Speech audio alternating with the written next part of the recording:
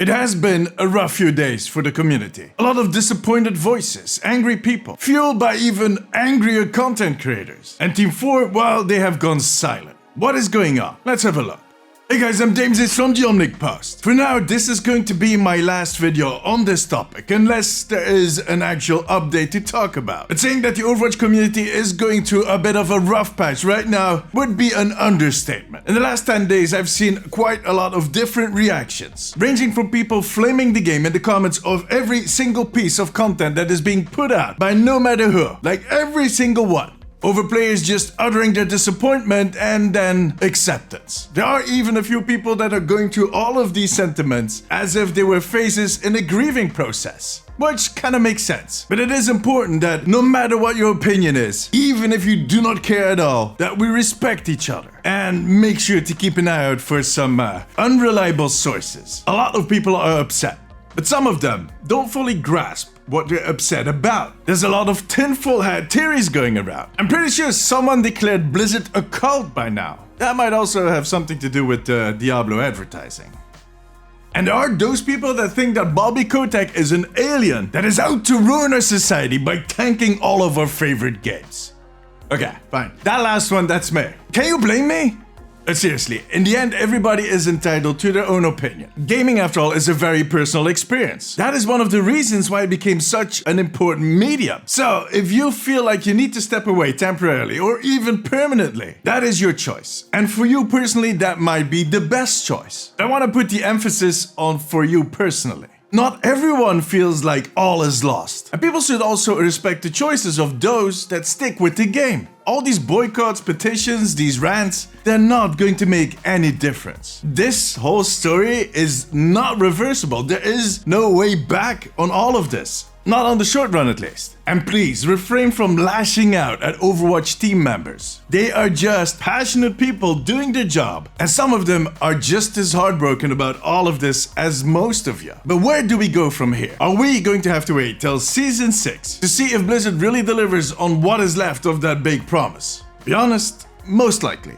Let it be clear, in my opinion, that is not the best way forward. I personally would like to see the leadership at Team 4 deal with this flashback directly. I want to see them address it, own it. Don't stick with this silence that we're hearing right now. That's the thing that crooked politicians do, and it never works out. These uproars are often seen as storms that will eventually pass, and they will. But at what cost? Look at World of Warcraft, for instance. I saw content creators complaining this week that their views were down, while the game is actually in the best state it has been for many years. Why? Well, because it kind of has been farmed. This community is going to look for clarity. They're going to look for communication. And sure, a mea culpa and maybe a better outlook on the future than that one image we saw. Just a tiny bit more, please. And if Blizzard is not going to be the one to offer them that clarification and that communication, other people are going to pick it up. Not the people with the best intentions. Not everybody cares about the truth. It's the world we live in. There is no more nuance. No more critical thinking. It is the person that shouts the loudest that will eventually win.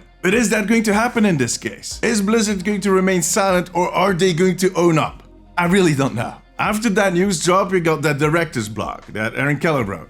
And a lot of people felt it was underwhelming. It was not what they were looking for, understandably so. But believe me when I say that that is already a lot according to Blizzard standards. I've been following that company for a long time, and yeah, they don't own up easily. For reasons. I'm not making excuses here, it is a sign. But I'll come back to that in a second.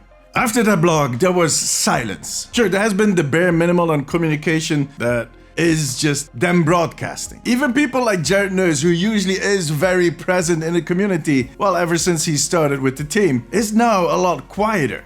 And I'm pretty sure they are talking a lot about all of this at the Blizzard campus, both on the leadership level, but also just the people on the floor. And I would not be surprised if the team raised concerns towards the leadership about the situation, because it just sucks for everybody. It is so disheartening for an artist or a developer who most likely is just as upset because they had been working on that project for such a long time, to see that all go down the toilet and then have the community turn against all of them. And the leadership at Team 4, well, yeah, they were the ones that made the decision. But that isn't saying much. That decision is the end result of a journey that lasted years, in which they encountered problems and they made bad decisions on very different levels. Again, not an excuse, but a reality.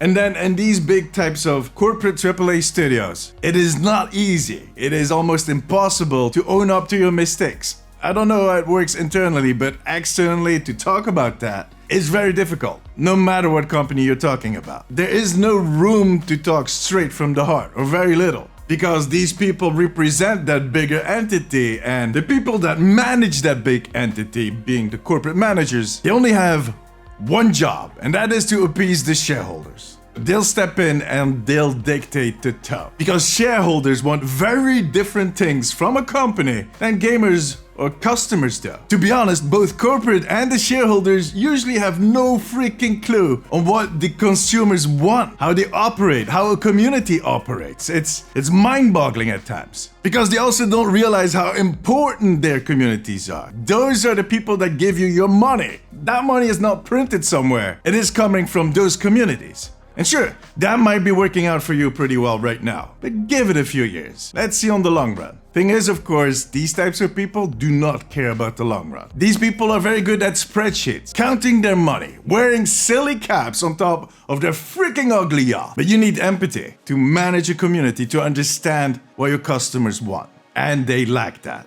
Well, I might have to exclude people like Mike Ibira. I've talked about this in the past. I do not agree with some of his decisions. But that being said, he seems to understand the importance of community. You can notice that by the way he communicates himself. Anyways, I presume that the will to react and to talk to us, to communicate, is there within the team. At least to a certain extent. The question is that going to materialize? And when is that going to happen? Because with every day that passes, trust is lost. I see more and more people leaving and claiming that they uninstalled the game and that they're done basically. Which brings me back to that World of Warcraft story from earlier. I did not follow it up close, but from my position where I was watching, I could see a community where the loudest voices were not the people making the actual game, but actually the people that make money talking about that game. The absence of Blizzard in that conversation from the start definitely made a difference, and basically got them in the situation that they're at right now. We'll see how this evolves in the future, because I still strongly believe if your game is good, it is way easier to sell. Now to go back to Overwatch, I'm kind of worried that there are still some things coming that are going to push this narrative a little further. Season 5 for instance, which I'll be making a video about somewhere in the next few weeks. And then there's Pride Month, which should be a celebration, but might be considered a diversion, which is really sad for the people that want to embrace this. I just really hope that we get a meaningful signal out of the Team 4 offices very soon. And if it happens, I'll let you guys know. Now, talking about signals, I have an important piece of news to share with all of you soon. Yeah, not Blizzard soon, Monday. On Monday, I'll be releasing a new video on the Damesy's channel, which is my vlogging channel, in which I will outline my future plans, including the Omnic post. So keep an eye out for that video on Monday. In other words, go to the channel and subscribe. That's the best way to do it. I'll leave a link below. And I'm also taking a week off to travel starting this weekend. So there will be no videos, no long-form videos at least, for the coming week. Unless something really big should happen, then I guess I'll be making a video from my room in Greece. That's going to be interesting.